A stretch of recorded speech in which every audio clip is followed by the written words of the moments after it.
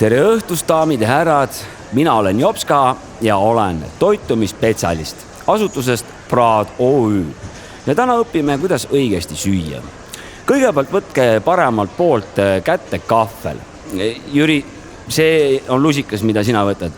Võta kahvel, tubli. Nii, ja lõikame ilusasti taldriku peale ilusad kartulitükid. Jüri, see on kandik, mille peal sina praegu oled. Mine taldriku peale, jah? Nii, väga hästi. Ja võtame teise kätte noa. Jüri, võta nuga õigest pidi kätte. Praegu sa lõikad endale peopessa.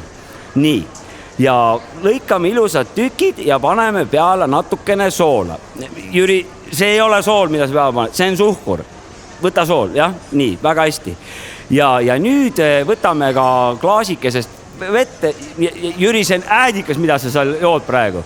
Kurat, ma ütlen, kurat ja mööbikari, mul on tead kõrini, tead käike kõik prots, ma olen jala nõmme.